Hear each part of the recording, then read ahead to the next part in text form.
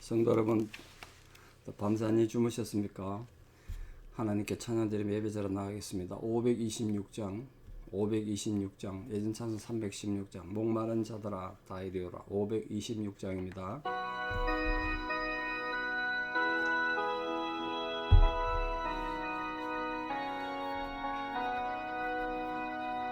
목마른 자들아 다 이리오라. 이곳에 존생 흐르도다.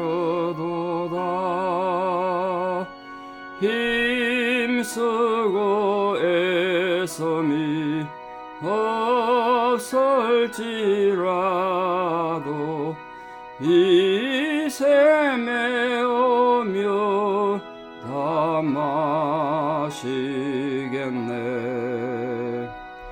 이 샘에 솟는물 강같이 흘러 온천하 만국에 다 통하네.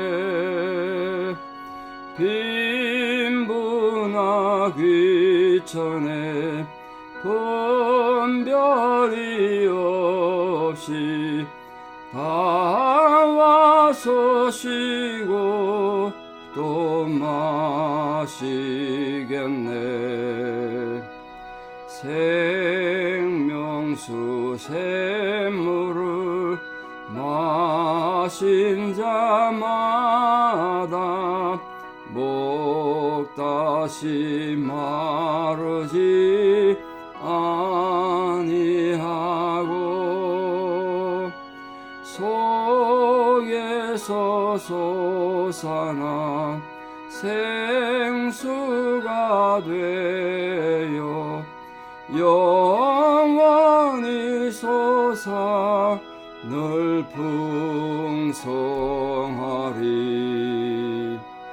이 샘의 이름은 생명의 샘물, 저수정 빛같이 늘 막도다. 어린 양 보좌가 근원이 되어 생명수 샘이 늘고 치솟네. 아멘. 함께 신앙 고백 드리겠습니다. 나는 전능하신 아버지 하나님 천지의 창조주를 믿습니다. 나는 그의 유일하신 아들 우리 주 예수 그리스도를 믿습니다. 그는 성령으로 잉태되어 동정녀 마리아에게서 나시고 본디오 빌라도에게 고난을 받아 십자가에 못 박혀 죽으시고 장사된 지 사흘 만에 죽은 자 가운데서 다시 살아나셨으며 하늘에 오르시어 전능하신 아버지 하나님 우편에 앉아 계시다가 거기로부터 살아있는 자와 죽은 자를 심판하러 오십니다.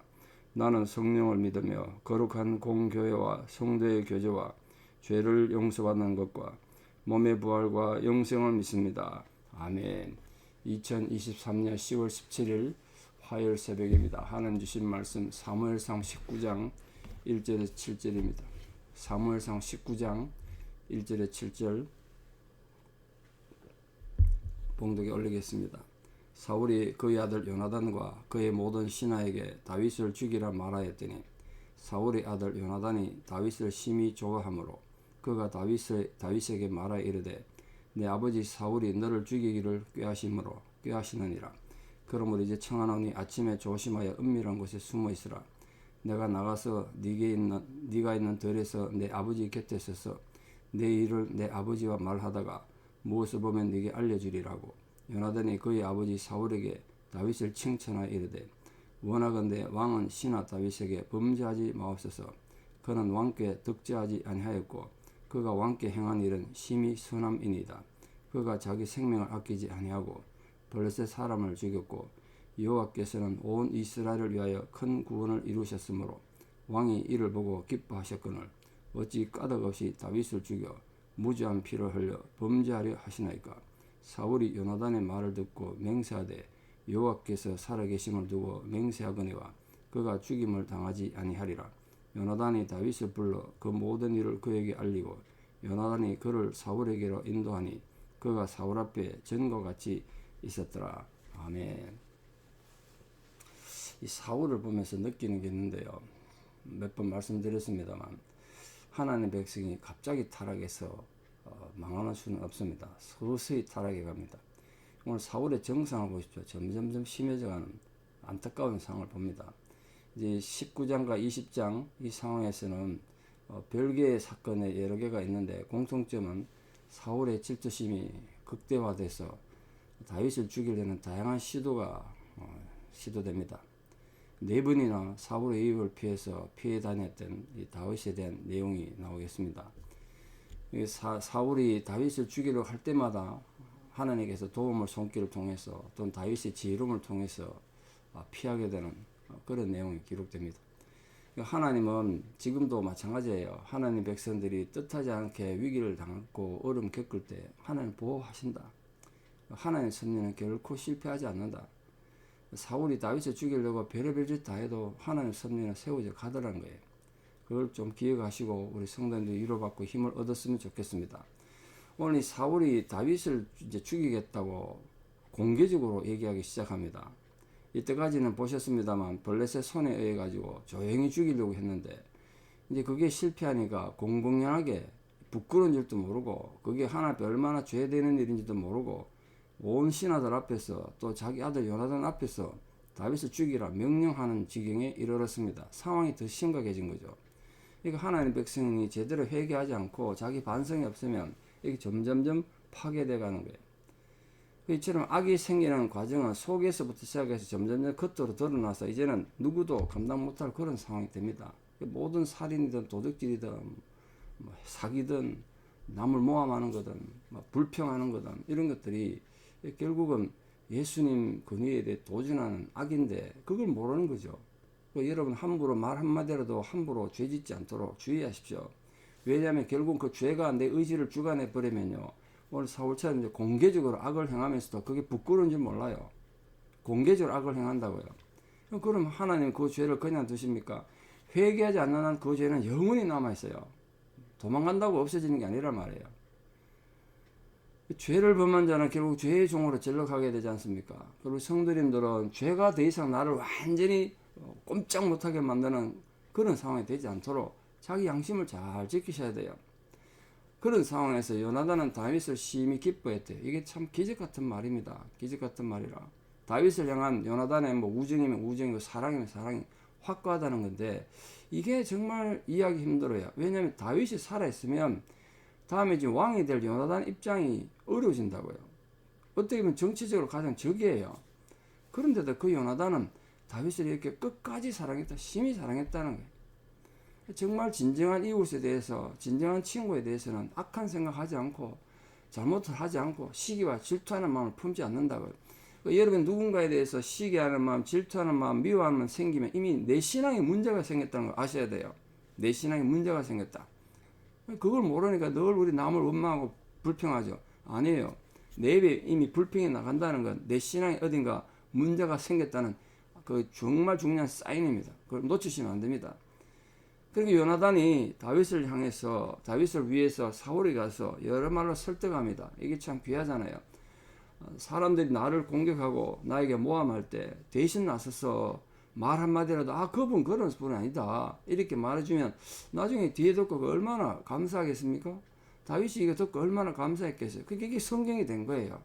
다윗의 마음이 얼마나 정말 각골난망 아닙니까? 뼈에 사무친 은혜죠. 그게 요나단 행위를 이렇게 기록한 거 아니겠습니까?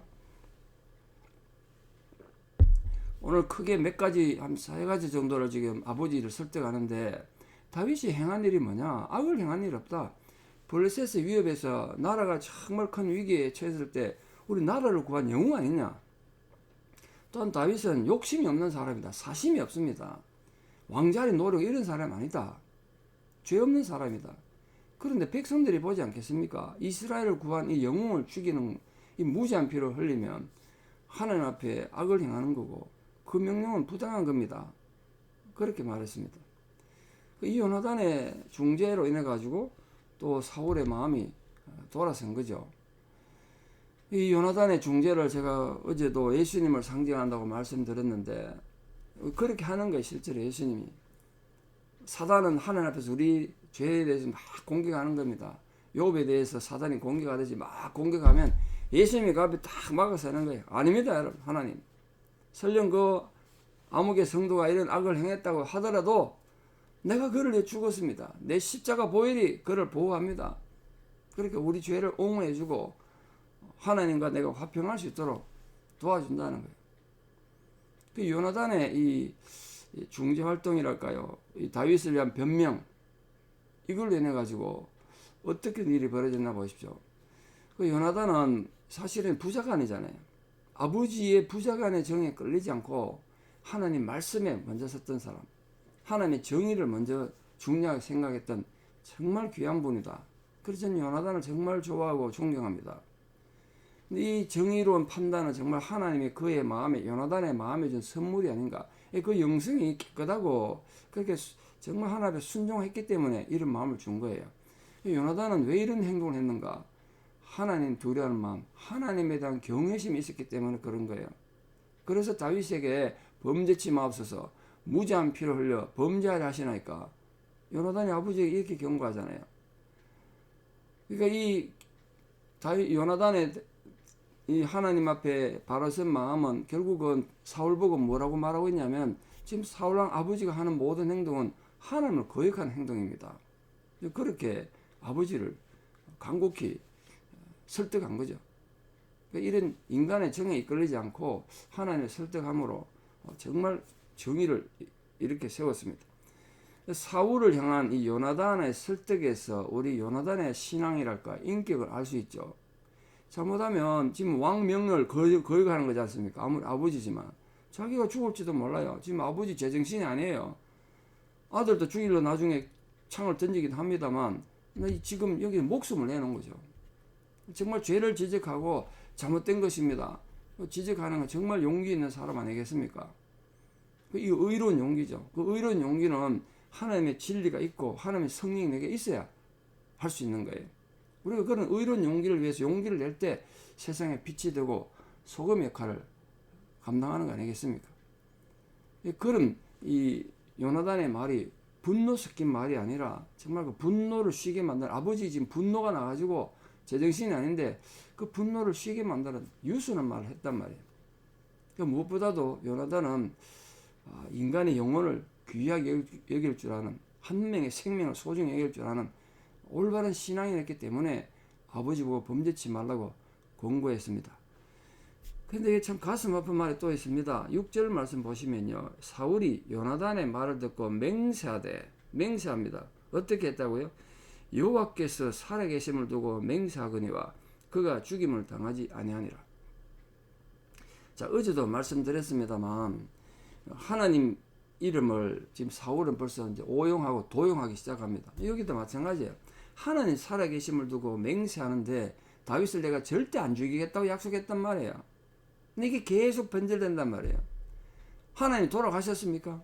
하나님 살아계시는 한 내가 다윗을 죽이지 않겠다고 약속했는데 하나님을 얼마나 우습게 했겠으면 쉽게 또 마음이 변질돼가지고 다윗을 죽이려고 그렇게 악을 쓰겠습니까? 그러니까 여러분, 사울의 이 파괴됨, 사울의 이 타락은 하루아침에 된 게 아니라 점점점 악을 향해 흘러가고 있습니다. 그럼 우리 사랑하는 성도님들, 우리 생각과 감정을 잘 관리하셔서 절대로 이런 사울 같은 실수를 범하지 않고 어떤 상황에서 요나단처럼 하나님을 경외할 줄 아는 그런 성숙한 성도님 되셔서 하나님의 기쁨이 되는 귀한 성도들 다 되시기를 진심으로 축복합니다. 기도드리겠습니다.